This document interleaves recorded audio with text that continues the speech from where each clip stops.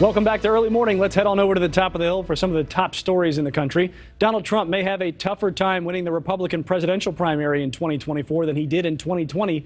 But there is an opinion piece on the Hill's website arguing he won't even make it to the Iowa caucuses. That's despite him being the heavy favorite to win the nomination and the vast majority of registered Republicans viewing him favorably. So what's that all about? Well, let's talk to Julia Manchester. We'll ask her that question. Julia, what is that all about? He won't even make it to the Iowa caucuses? That is a strong statement.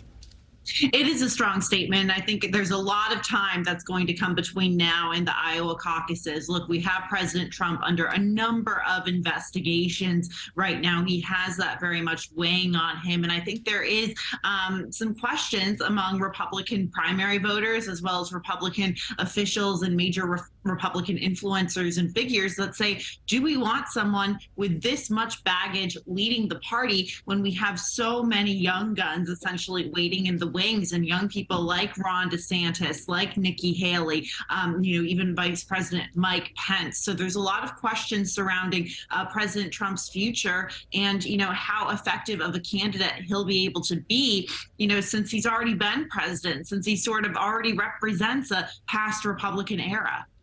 For 6 years, no one went against Trump, and those that did, they fell. And I am curious, it seems like things are changing, that people are willing to speak out against him. At the Republican Jewish Coalition meeting, Chris Christie was critical of the former president, as he has been on some of those Sunday talk shows. Is that something that you're seeing now, more willingness to criticize him, whereas before that wasn't around, that didn't exist?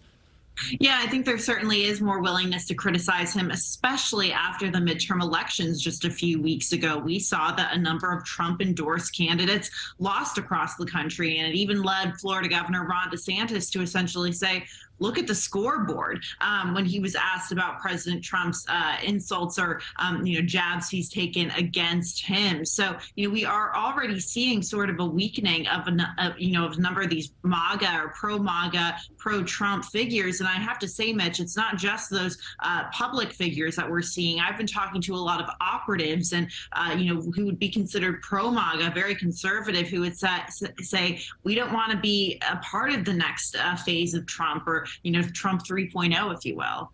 Now, along the Trump lines, Merrick Garland, the Attorney General, has appointed a special counsel named Jack Smith to lead investigations into at least 2 criminal probes of the former president. What do you make of the appointment of a special counsel, and what's the process here?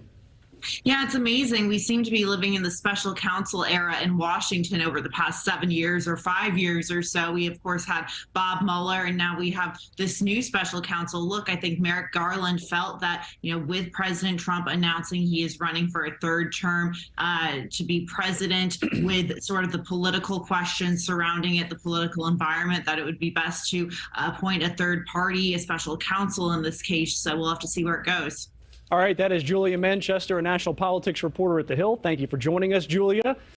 Thanks for watching. Go to newsnationnow.com to find NewsNation in your cable lineup. And don't forget to click the red subscribe button below to get more of NewsNation's fact-based, unbiased coverage.